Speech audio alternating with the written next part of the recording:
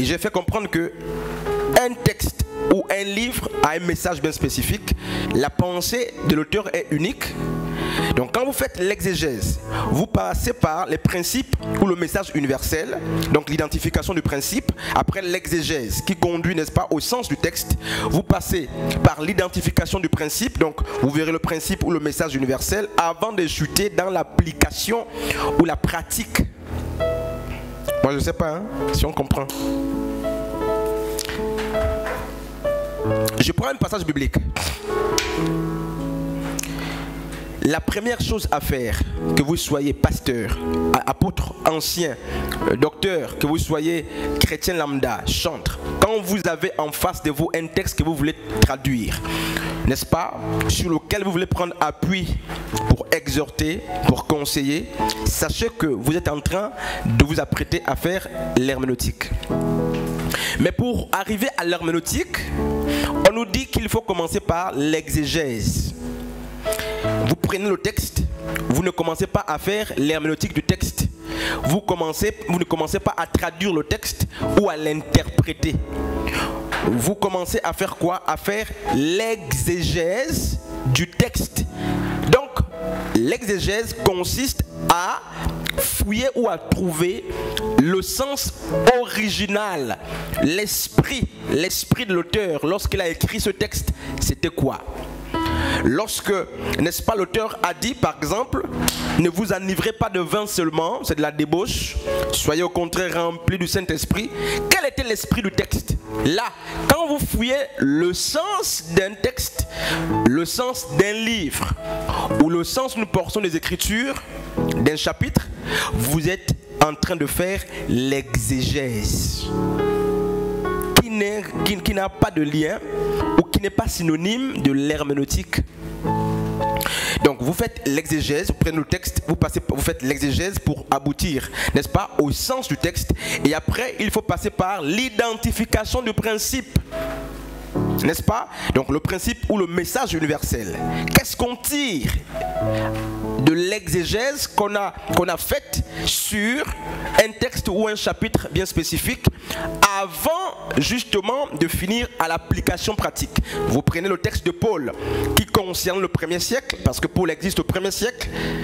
Vous transportez ce passage dans le 21e siècle. Lui, il avait un message bien spécifique.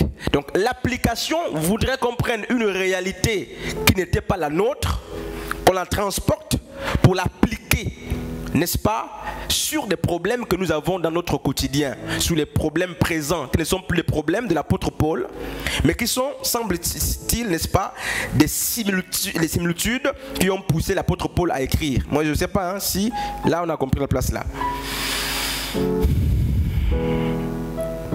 Tu as compris là-bas?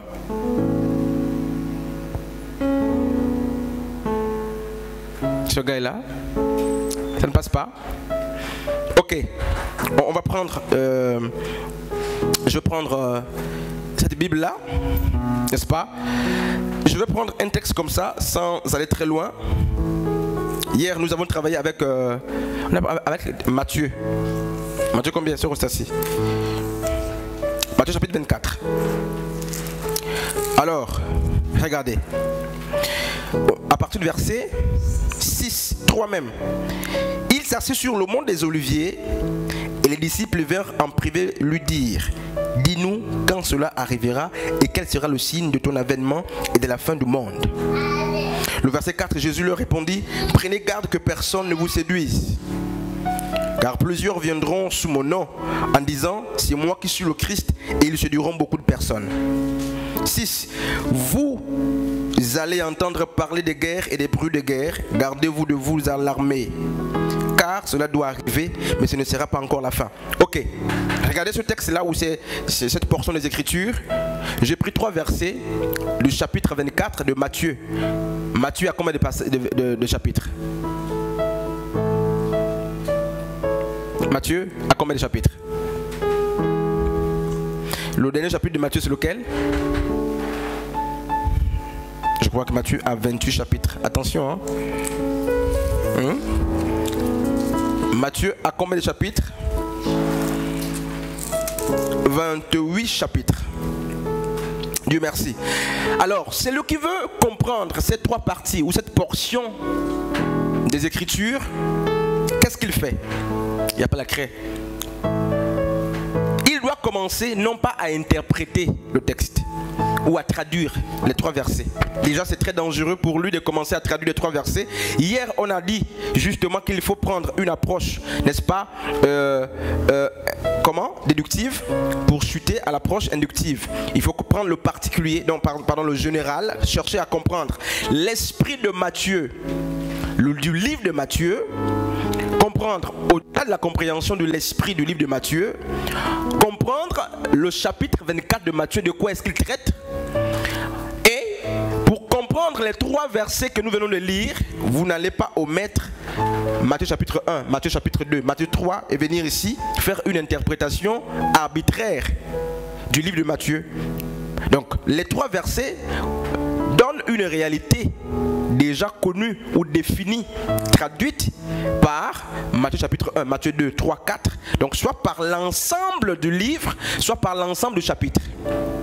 Donc vous tiendrez compte pour l'interprétation de ces trois passages, vous tiendrez compte des passages avant et vous tiendrez compte des passages, n'est-ce pas, après. Donc la première chose, on a dit, dans la démarche justement de l'herméneutique, c'est de faire l'exégèse de ces trois passages bibliques. Donc quel est le sens originel qui pousse l'auteur à parler comme ça? Jésus parle dans quel contexte? Qu'est-ce qu'il voulait dire?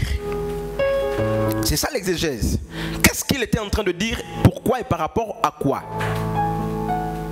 Le sens de ça, c'est quoi? Alors, quelqu'un peut nous aider là? Quand il dit ils viendront, les faux prophètes viendront, hein, il parle de quoi? Il parle de quoi? Si on doit faire l'exégèse de ces trois passages bibliques, je sens que ça va être chaud, hein? Parce qu'après là, ceux qui vont venir prêcher, on va entendre l'exégèse. Enfin, on va vérifier. Tout ce qui va être dit doit être vérifié parce que c'est pas fortuit. On est là pour que les gens apprennent.